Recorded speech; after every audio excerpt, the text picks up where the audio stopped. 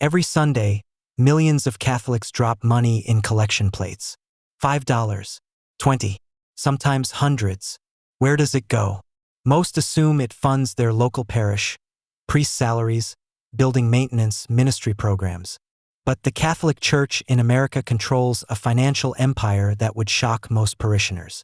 $30 billion in assets, maybe more. Hospitals, universities, real estate portfolios worth billions, investment funds, commercial properties, land holdings. The Catholic Church isn't just a religious institution. It's one of America's largest institutional investors, and most Catholics have no idea. Today, we're investigating the Catholic Church's financial empire, where the money comes from, where it actually goes, why financial transparency is nearly impossible to achieve, and what this reveals about the gap between parish life and institutional reality. Subscribe now if you want to understand one of the most opaque financial systems in American religion. Because the Catholic Church's finances aren't just about money, they're about trust, accountability, and whether the institutional church serves the mission it claims. This isn't an attack on Catholic faith or faithful Catholics. It's an investigation into how one of the world's oldest institutions handles the resources entrusted to it. Let me show you what researchers have documented about Catholic Church finances in America, and the scale is staggering. The Economist's 2012 investigation estimated the Catholic Church in America controls approximately $170 billion in annual revenue across all entities. That's larger than Apple's revenue that year. More recent estimates by the National Catholic Reporter and financial researchers suggest the asset base is at least $30 to $50 billion. Though exact figures are impossible to verify due to organizational structure. The U.S. Conference of Catholic Bishops operates with approximately $200 million annual budget according to their public financial statements. But that's just the national office, a tiny fraction of total Catholic financial activity. Individual dioceses control the majority of Catholic wealth in America. The Archdiocese of Chicago reports approximately $2.4 billion in assets according to their financial disclosures. The Archdiocese of Boston holds approximately $1.9 billion. Los Angeles Archdiocese, $1.8 billion.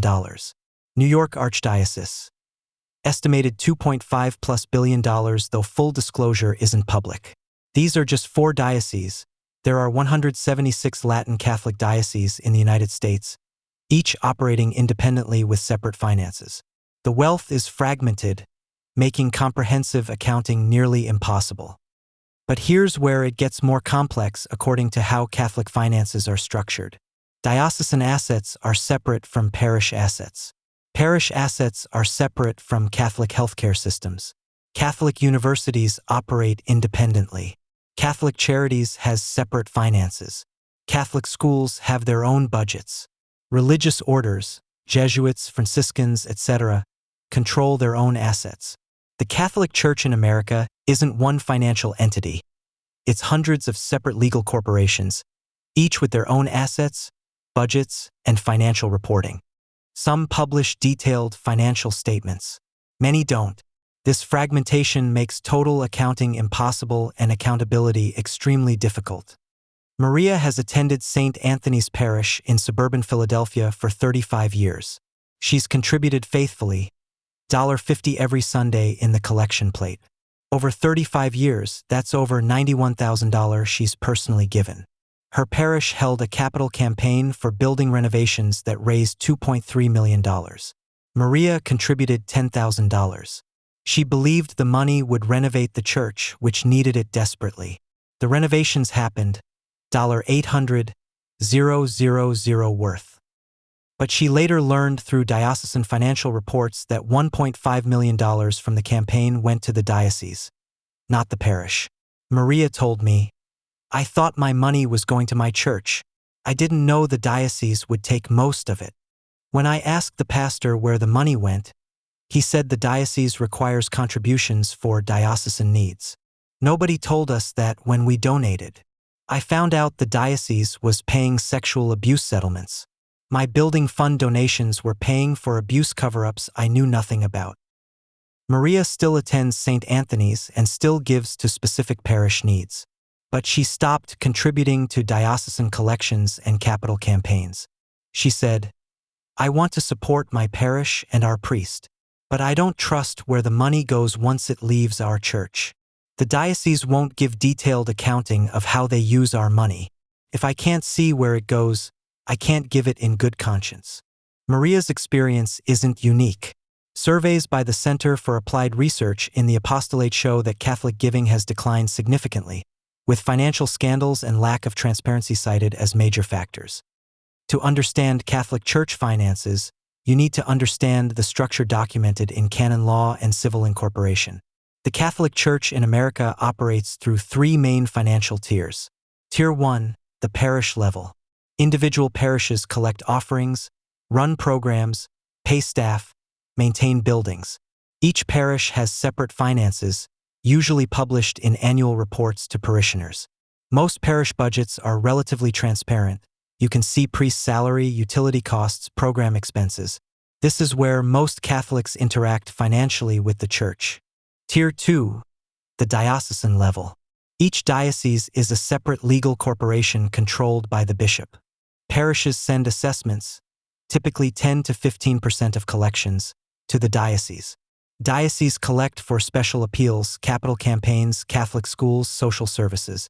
Dioceses control significant assets, closed church properties, investments, real estate. Some dioceses publish financial reports. Many don't, or publish only summary information. This is where transparency starts breaking down. Tier 3, institutional entities. Catholic healthcare systems, universities, charities, and religious orders operate independently with separate finances. They're Catholic but not controlled by bishops or the Vatican. They make their own financial decisions and may or may not publish detailed reports. Subscribe now because understanding this structure is essential to understanding where Catholic money actually goes. The most transparent part of Catholic finances is parish-level spending, which most parishes report annually. Typical parish budget breakdown according to parish financial reports from multiple dioceses. Personnel, 45 to 55% priest salary and benefits, lay staff salaries, music director, religious education coordinators, administrative staff. Facilities, 20 to 25% utilities, maintenance, repairs, insurance, property taxes, if applicable. Ministry programs, 15 to 20% religious education, youth ministry, adult formation, liturgical supplies, charitable outreach. Diocesan assessment, 10 to 15% required payment to the diocese, calculated as percentage of parish income. Debt service, 5 to 10% if applicable mortgage payments on buildings, loans for renovations. For a typical parish with $500,000 annual budget, approximately $250,000 goes to staff, $120,000 to buildings, $80,000 to programs, $50,000 to the diocese. This parish-level spending is generally what Catholics expect and support. The transparency at this level is relatively good compared to diocesan finances. Most parishes publish annual financial reports showing income sources and expense categories. Parishioners can usually see how their parish spends money. But here's where things get complicated. The diocese controls what happens to that 10 to 15% assessment plus any special collections and capital campaigns. And diocesan financial transparency varies dramatically from one diocese to another. Diocesan finances are where transparency often disappears and parishioner money enters a black box. Dioceses collect money from multiple sources according to diocesan financial reports that do exist. Parish assessments. The 10 to 15% that parishes must pay from their collections. Special collections. Annual appeals for Catholic schools, charities, seminaries, retired priests. Capital campaigns. Multi-million-dollar campaigns that dioceses run every 5 to 10 years. Bequests and major gifts. Wealthy Catholics leaving money to the diocese in wills. Investment income. Dioceses invest accumulated funds and earn returns. Where does this money go? Dioceses report spending in broad categories. Administrative operations. Diocesan staff, bishop's office, tribunal, marriage annulments, communications, IT systems, Clergy support, seminary training, priest salaries and benefits, retired priest care, continuing education. Catholic schools, subsidies for diocesan schools, teacher salaries, facilities. Parishes with schools often receive diocesan support to offset school losses.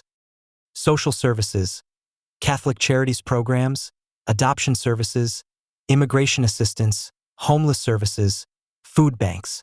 Legal and insurance, liability insurance for all parishes and entities, legal defense, settlements.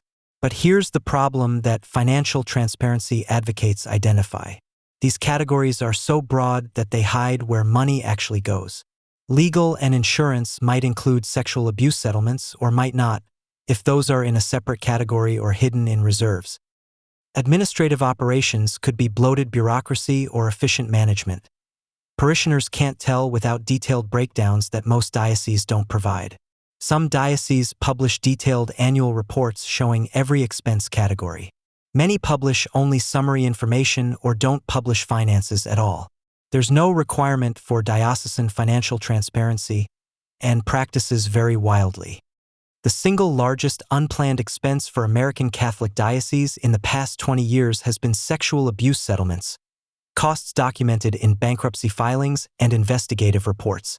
According to bishopaccountability.org's comprehensive tracking, American Catholic dioceses have paid approximately $4 billion in sexual abuse settlements since 2004. Over 30 dioceses have filed for bankruptcy protection due to abuse claims according to bankruptcy court records. Individual settlements range from thousands to millions per victim. The financial impact has been devastating for some dioceses. The Archdiocese of Los Angeles paid $880 million in 2007, the largest settlement in Catholic Church history according to court documents.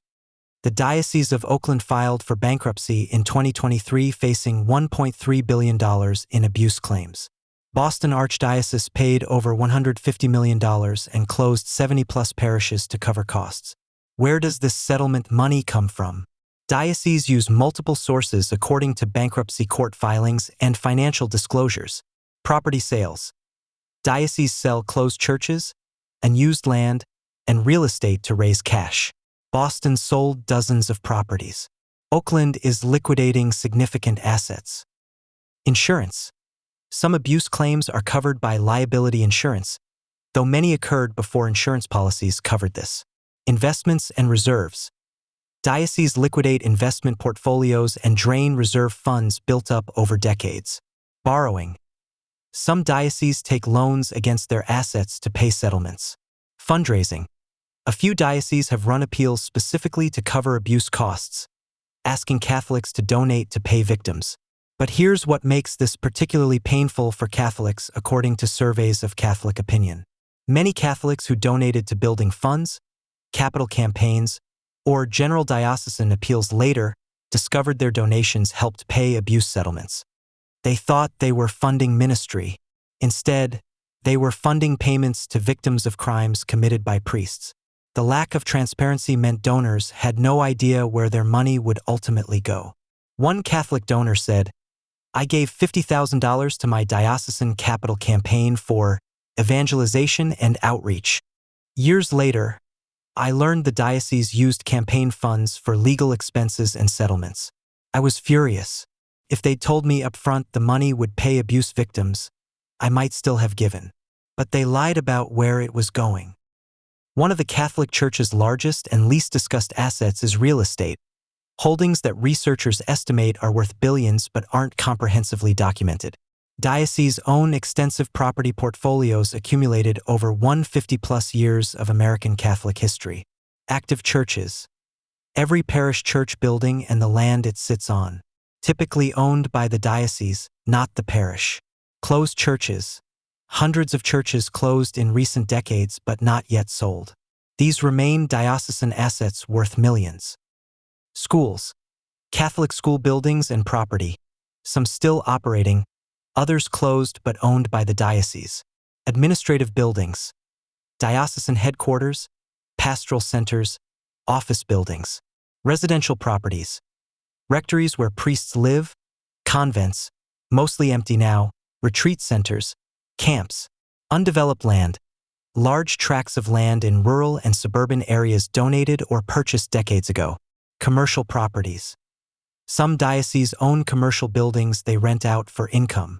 The financial value is enormous but difficult to calculate according to real estate analysts who've studied Catholic holdings. Urban church properties alone can be worth millions. A single closed church in Boston or Chicago might sell for $5 to $10 million. Multiply that by hundreds of properties across a large diocese, and you're looking at portfolio values in the billions. But here's the complexity that makes valuation difficult. Much of this property is restricted in use, can only be used for religious purposes under canon law or deed restrictions. Some properties have historical landmark status, limiting what can be done with them. Many closed churches can't easily be sold because Catholic teaching says they're sacred spaces that shouldn't become bars or condos. So dioceses hold vast property portfolios that have theoretical value but can't easily be liquidated. When dioceses do sell properties, the money typically goes to diocesan reserves, settlement payments, or other diocesan needs, not back to the parishes that built the buildings originally. This creates resentment in parishes that raised millions to build churches, only to see them closed and sold with proceeds going to the diocese. The largest Catholic financial entities in America aren't dioceses. They're healthcare systems and universities that operate independently. Catholic healthcare is massive according to industry data compiled by the Catholic Health Association. The Catholic Health Association represents 700-plus Catholic hospitals and healthcare facilities in the United States. These Catholic systems control approximately $150 billion in annual revenue, far more than all dioceses combined. Common Spirit Health, formed by merger of Catholic Health Initiatives and Dignity Health, is the largest Catholic healthcare system with $30+ billion annual revenue. Ascension Health operates 140+ hospitals across 19 states with $25+ billion revenue. Trinity Health, Providence Health, Mercy Health, each controls billions in assets and annual revenue. But here's the critical point that many Catholics don't understand. These healthcare systems are Catholic in identity and values, but legally independent from dioceses and the Vatican. Bishops don't control their finances. The Vatican doesn't get their money. They're governed by independent boards and operate as separate nonprofit corporations. They follow Catholic ethical guidelines in medical care but make their own financial decisions. Similarly, Catholic universities are massive independent institutions. University of Notre Dame has a $20 billion endowment, larger than most diocesan asset bases. Georgetown, Boston College, Fordham, each has endowments in the billions. These universities are Catholic in identity but financially independent. They raise their own money, manage their own investments, and answer to their own boards, not bishops. The confusion comes because Catholics see Catholic hospital or Catholic university and assume the church controls them financially. In reality, they're separate entities that happen to be Catholic in mission and values. The money in Catholic healthcare and higher education doesn't flow to parishes or dioceses. It stays in those institutions, funding healthcare and education. This is appropriate. Nobody expects hospital revenue to fund parishes. But the lack of clarity creates confusion about Catholic Church finances overall. The fundamental problem with Catholic Church finances is the lack of uniform transparency standards, an issue raised by Catholic financial reform advocates. Some dioceses publish detailed annual financial reports showing every major expense category, investment holdings, and reserves. The Archdiocese of Boston, after the abuse scandal, publishes comprehensive annual reports online. The Diocese of Green Bay provides detailed financial information including diocesan and parish finances. The Archdiocese of Milwaukee publishes clear reports post-bankruptcy. But many dioceses publish minimal information or nothing at all according to surveys of diocesan financial disclosure. Some dioceses provide only summary information, total revenue and expenses with broad categories. Others don't publish financial reports publicly at all, only sharing with diocesan councils or not reporting comprehensively. There's no canon law or civil law requirement for diocesan financial transparency to the public or even to parishioners. Bishops have almost complete discretion over financial disclosure. This creates a system where transparency depends entirely on individual bishops' willingness to share information. Catholic financial reform organizations like Voice of the Faithful have pushed for mandatory financial transparency. They argue that Catholics who donate deserve to know where their money goes. They call for standardized financial reporting across all dioceses, independent audits of all diocesan finances, public disclosure of investments, assets, and liabilities, detailed accounting of how donations are spent. But the U.S. Conference of Catholic Bishops has resisted mandatory transparency standards according to their public positions. They argue that dioceses are independent entities that should make their own disclosure decisions. They say financial transparency could reveal proprietary information or create liabilities. They maintain that bishops are accountable to Rome, not to public financial disclosure requirements. The result is a two-tier system. Parishioners can usually see where their parish-level donations go because parishes publish budgets. But once money goes to the diocese, transparency often disappears, and donors have little ability to track where their contributions actually end up. The lack of financial transparency has created a crisis of trust that financial data documents clearly. According to CARA, Center for Applied Research in the Apostolate surveys, Catholic giving per household has declined significantly over the past 20 years. Only 17% of registered Catholic households make regular contributions according to recent studies. This is far lower than Protestant giving rates where 30 to 50% of households contribute regularly depending on denomination. Why don't Catholics give? When surveys ask, financial scandals and transparency concerns rank among the top reasons. Catholics say they don't trust where their money will go. They're concerned about abuse settlements. They don't know if donations actually fund ministry or institutional operations. They feel betrayed by lack of disclosure. The Archdiocese of Newark provides a case study in how financial scandal destroys giving. In 2018, retired Archbishop John Myers spent $500,000 of diocesan funds to add a wing to his retirement home, including an indoor pool and hot tub. This was revealed in diocesan financial documents. Catholic outrage was immediate and intense. One Newark Catholic told reporters, "I'm working 2 jobs to pay my bills and give to my parish. The Archbishop used our money to build himself a mansion with a pool. I'll never trust them with my money again." Giving in the Newark Archdiocese declined sharply, and the scandal damaged Catholic credibility broadly. These failures aren't universal. Many dioceses and parishes manage money responsibly with integrity. But without transparency, good financial stewardship is invisible, and scandals dominate the narrative. The institutional Catholic Church has a major trust problem with its own members around finances. Some dioceses and Catholic reform organizations are pushing for greater financial transparency and accountability. Best practices that some dioceses have adopted include comprehensive annual reports, detailed financial statements published online showing all major revenue sources and expense categories, investment holdings and returns, reserves and liabilities. The Archdiocese of Boston's annual reports run 40-plus pages with extensive financial detail. Independent audits. External auditing firms review diocesan finances annually and certify that financial statements are accurate. Some dioceses publish the full audit reports publicly. Finance councils. Laypeople with financial expertise serve on diocesan finance councils that review budgets and expenditures, providing independent oversight. Parish finance transparency. Requirements that all parishes publish annual financial reports to parishioners showing detailed income and expenses. Donor designation honoring. Clear policies ensuring that money donated for specific purposes is used only for those purposes and can't be redirected without donor approval. Organizations like the Leadership Roundtable promote financial best practices throughout the Catholic Church. Voice of the Faithful advocates for financial transparency and accountability. Future Church works on structural reforms, including financial oversight. These groups argue that financial transparency isn't anti-Catholic.